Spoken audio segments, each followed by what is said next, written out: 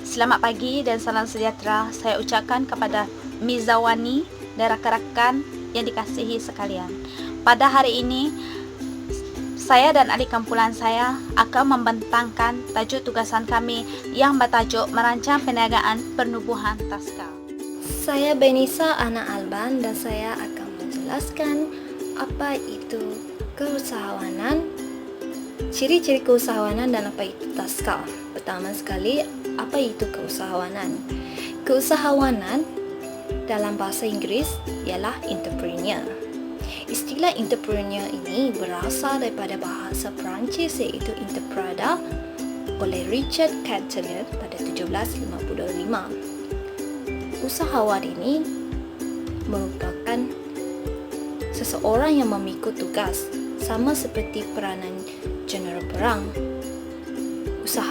Usahawan ini memerlukan strategi untuk menang, sama seperti dalam peperangan. Definisi keusahawanan mengikut Kamus Dewan, iaitu keusahawanan ialah segala-galanya yang berkaitan dengan usahawan atau kegiatan dan kemahiran usahawan. Mereka merupakan ciri-ciri keusahawanan yang terdapat 7. Pertama sekali iaitu taat. Taat iaitu patuh tidak membatas sebarang arahan atau peraturan, iaitu tidak melanggar sebarang etika ataupun peraturan syarikat. Sebagai contohnya, tidak membocorkan rahsia syarikat kepada pihak luar ataupun musuh. Yang kedua iaitu wawasan, mempunyai pandangan yang jauh untuk sesuatu perkara seperti kemajuan atau perkembangan pada masa hadapan. Contohnya,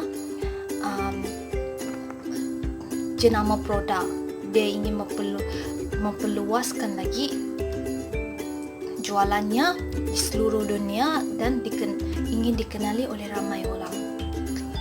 Yang ketiga iaitu sikap kegagalan itu hanyalah satu pilihan. Hal ini, jika seseorang ingin berjaya, dia mestilah bijak dalam membuat keputusan pilihan. Kerana kejayaan akan terhasil jika seseorang usahawan pernah menghadapi cabaran dan kegagalan dalam hidupnya. Yang kedua ialah budaya terbuka. Budaya terbuka ini bermaksud sikap seorang usahawan ini berfikiran terbuka terhadap dan mempunyai tingkah laku yang baik, utamanya terhadap para pekerja dan juga pelanggan, iaitu dengan memberi atau menerima segala cadangan atau aduan dengan fikiran yang positif bagi memperbaiki kekurangan perniagaannya. Yang kelima iaitu hasil berorientasi, iaitu menghasilkan barang sendiri agar berguna mendapat kepuasan dan juga dia juga menetapkan matlamat yang besar. Yang kelima adalah pasukan berorientasi. Pasukan berorientasi ini bermaksud pasukan yang tidak hanya mementingkan diri sendiri. Mereka akan memasukkan idea-idea dan pendapat orang lain semasa membuat keputusan dan mempunyai rasa keseronokan bekerja dalam satu pasukan. Itu merupakan ciri-ciri keusahawan. Yang ketujuh terakhir sekali iaitu proaktif, iaitu lebih sekadar mengambil inisiatif. Itu mereka usahawan ini akan merangka dan mengawal tindakan yang dilakukan agar tidak menanggung sebarang kerugian yang besar. Mereka ni bersikap proaktif merupakan seorang yang mempunyai pemikiran kreatif dan inovatif dalam menjadikan diri mereka ini idola serta inspirasi dalam hidup orang lain. turut juga memfokuskan kekurangan atau keupayaan untuk mengubah diri mereka dahulu supaya dapat mempengaruhi orang lain. Seterusnya saya akan menjelaskan definisi TASKA. Menurut peruntukan Akta Taman Asuhan Kanak-kanak 1984 Akta 308, TASKA bermaksud mana-mana premis yang menerima masuk 4 atau lebih daripada satu isi rumah, iaitu 2 atau lebih keluarga untuk dijaga dengan upah. Terdapat 4 jenis TASKA, iaitu pertama sekali adalah TASKA rumah. TASKA rumah ini menerima kurang daripada 10 orang kanak-kanak untuk dijaga, dan TASKA rumah ini haruslah didaftar. TASKA di institusi menerima masuk 10 orang kanak-kanak atau lebih. Manakala TASKA di tempat kerja adalah satu taman asuhan di tempat kerja yang menerima masuk 10 orang atau lebih. Akhir sekali adalah TASKA komuniti.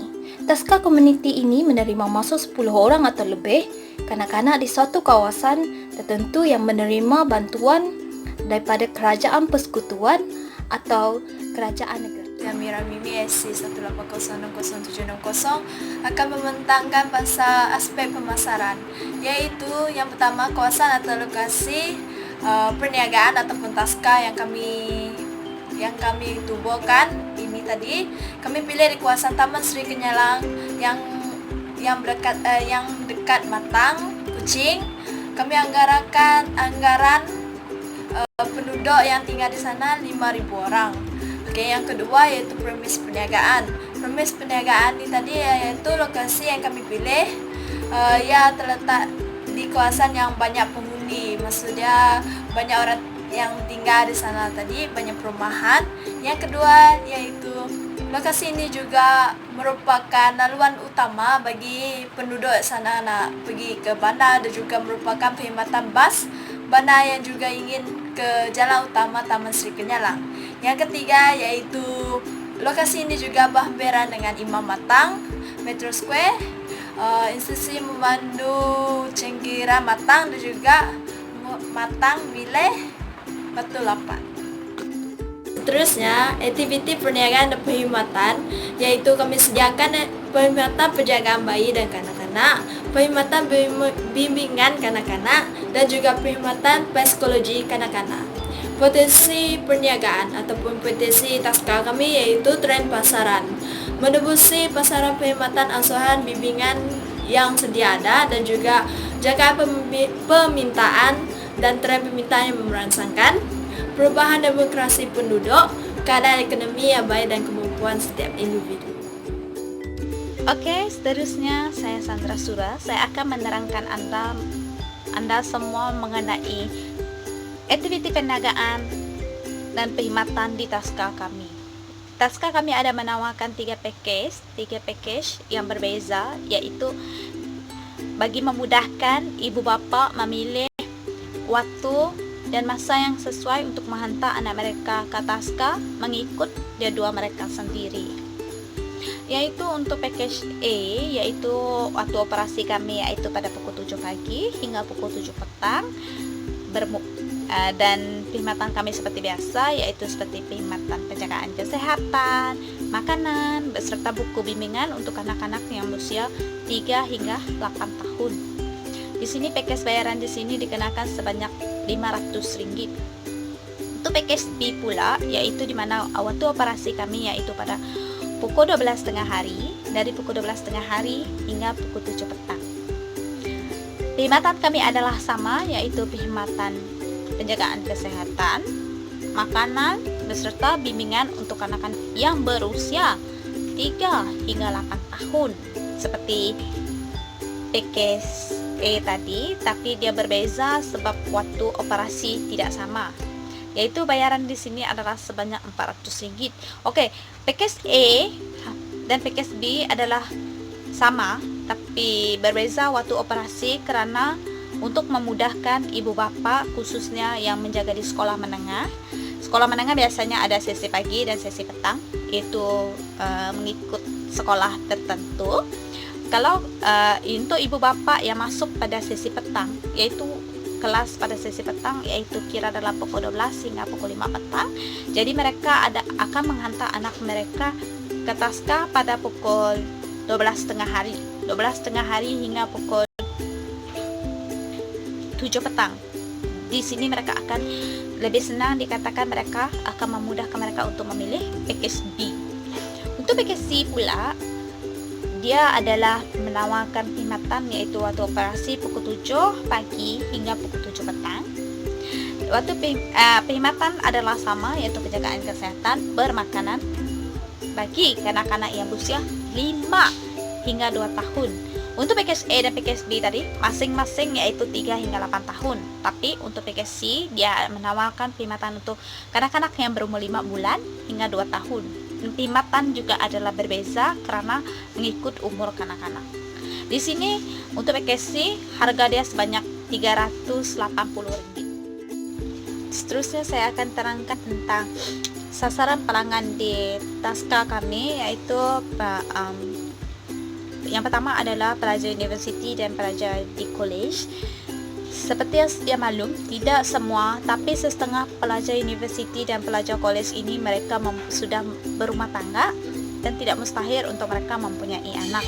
Jadi dengan adanya Tasca kami, ia akan memudahkan mereka membahagikan waktu belajar dengan waktu penjagaan anak. Seterusnya adalah sasaran kedua kami lebih kepada ibu bapak yang bekerja. Ibu bapak yang bekerja sudah tentu memerlukan seseorang untuk penjagaan anak mereka, dan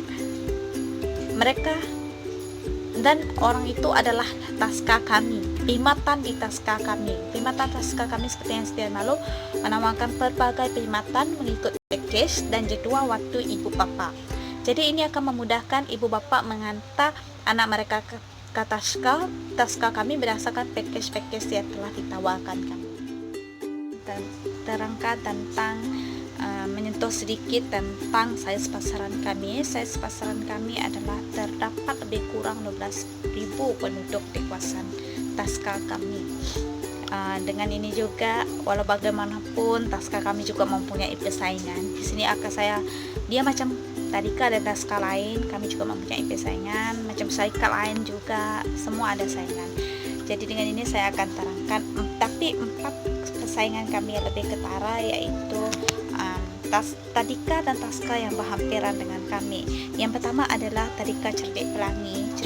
Tadika Cerdik Pelangi ini kekuatan mereka adalah mempunyai taman permainan yang luas. Taman permainan yang luas sudah tentu dapat menarik minat kanak-kanak untuk datang ke Tadika tersebut.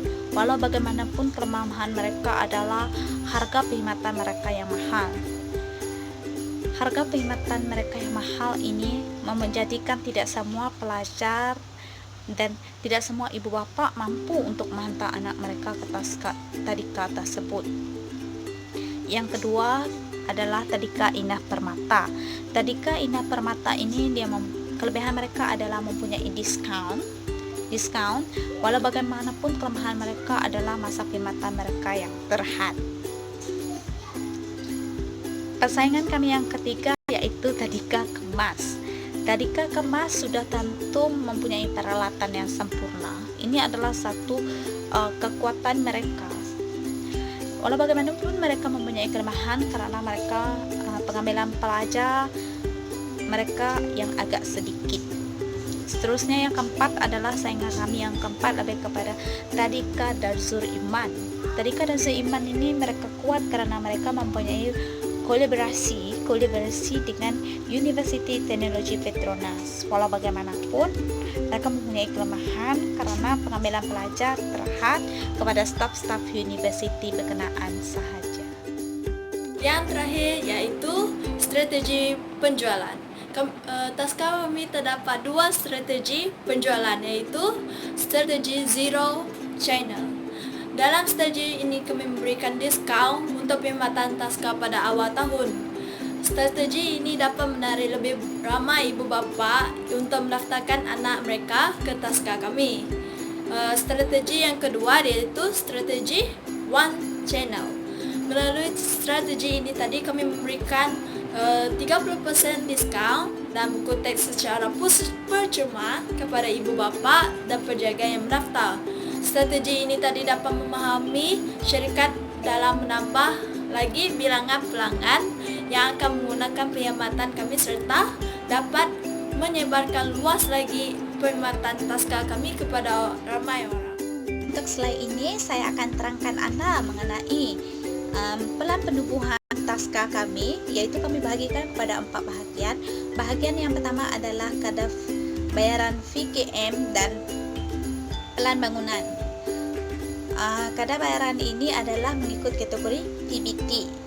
Untuk kebenaran jenis pemohonan kebenaran merancang yaitu 150 untuk majelis bandaraya dan 100 untuk majelis pembandaran, manakala RM70 bagi majelis daerah. Untuk pemohonan jenis pelan bangunan pula RM100 bagi majelis bandaraya, RM90 bagi majelis pembandaran dan RM80 bagi majelis daerah. Jadi jumlah keseluruhan untuk majelis bandaraya yaitu RM250, untuk majelis pembandaran pula ada RM190 dan untuk majelis daerah adalah RM150. Yang kedua, saya akan terangkan Anda mengenai tentang kadar bayaran fee pendaftaran Taska. Untuk kadar bayaran fee pendaftaran Taska yaitu kita bahagikan pada 2 bahagian. Bahagian yang pertama adalah pemohonan baru yaitu sah kepada 5 tahun, yaitu fee proses. Untuk fee proses adalah RM50. Untuk perkawinan pendaftaran adalah RM250 dan jumlah keseluruhan adalah RM300. Untuk pembaruan pendaftaran Taska yaitu sah untuk 5 tahun, yaitu fee proses adalah RM300 dan perakuan pendaftaran adalah RM250 dan jumlah keseluruhan adalah RM280. Seterusnya yang ketiga saya akan terangkan jenis bayaran premis perniagaan. Kadar bayaran ini adalah mengikut kategori PBT, yaitu jenis pemohonan lesen perniagaan adalah untuk lesen perniagaan adalah RM50 bagi setiap pemohonan di majelis bandaraya dan RM35 untuk majelis pembandaran dan untuk majelis daerah adalah RM25. Manakala yang kedua adalah untuk lesen iklan adalah RM80 untuk majelis bandaraya, RM80 untuk bagi majelis pembandaran dan RM80 bagi majelis daerah. Yang keempat, saya akan terangkan mengenai jumlah keseluruhan fee penubuhan Taska, yaitu di mana VKM dan pelan pembangunan tadi jumlah keseluruhan untuk majelis bandaraya ialah RM250 dan untuk majelis pembandaran adalah RM190 dan untuk majelis daerah adalah RM150. Yang kedua, saya akan terangkan mengenai tentang jumlah keseluruhan fee pendaftaran Taska yaitu RM30 bagi majelis bandaraya, RM300 bagi majelis pembandaran dan RM300 juga bagi majelis daerah. Yang ketiga, yaitu jumlah keseluruhan lesen premis perniagaan yaitu lesen premis perniagaan yaitu untuk RM130 untuk majelis bandaraya, RM115 untuk majelis pembandaran dan RM105 untuk majelis daerah. Jumlah keseluruhan untuk pembayaran jumlah di majelis daerah adalah RM680 dan jumlah keseluruhan fee penubuhan Taska di majelis pendaftaran adalah RM605 dan di majelis daerah adalah RM555. Oke, pada hari ini saya ingin membentangkan tentang cabaran penyagaan sesebuah Taska. Terlebih dahulu saya ingin memperkenalkan diri saya. Nama saya yaitu Shena Sharmila Anagaon. Oke, yang pertama, pada hari ini Taska tidak berdaftar ataupun tidak membayar iuran sehingga memberikan tanggapan yang tidak baik kepada Taska ataupun tadika lain walaupun ia berdaftar. Ia adalah jemuhan daripada masyarakat. Ini merupakan cabaran bagi pengusaha dalam Itu. Oke, yang kedua yaitu selain itu bilangan kanak-kanak diambil adalah sangat terhad dan pengusaha perlu mengikut tren pemilihan jenis taska dan tadika yang terkini. Ya, bilangan kanak-kanak di sebuah taska tidak juga melebihi, bergantung kepada pengusaha yang membina sebuah taska tersebut. Oke, jika ia taska rumah, kanak-kanak yang perlu diambil hanyalah 4 orang. Sedangkan dasar pendidikan yang sama di semua sekolah tanpa mengira jenis tadika dan taska. Oke, semua sekolah diberi pendidikan yang stabil, yaitu pendidikan asas seperti bahasa Melayu, bahasa Inggris, matematik, dan sains. Ia adalah asas setiap pendidikan, sama ada di taska ataupun di sekolah yang lain-lain. Oke, selain itu, pengusaha memerlukan subsidi ataupun grant maupun sokongan dari kerajaan, memerlukan kos untuk melengkapkan sesebuah taska. Ya, bukanlah mudah untuk kita untuk kita sebagai seorang pengusaha dalam mengendalikan sesebuah taska. Ya, bagi guru yang berbeza antara taska ataupun tadika kerajaan dan swasta, gaji minimum yang diperuntukkan oleh kerajaan yaitu Rm1000. Ia adalah membebankan bagi seseorang pengusaha. Oke, sebagai seseorang pengusaha, kita hendaklah memberikan gaji yang sesuai dengan tanggung jawab yang diberikan kepada pekerja kita. Oke, yang seterusnya yaitu pengusaha sukar mendapat guru yang baik. Guru yang baik yang dimaksudkan di sini yaitu seseorang guru yang profesional. Profesional bermaksud seseorang guru yang mampu mematuhi segala peraturan dan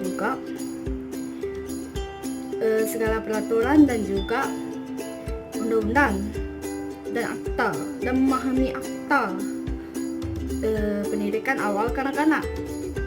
Oke,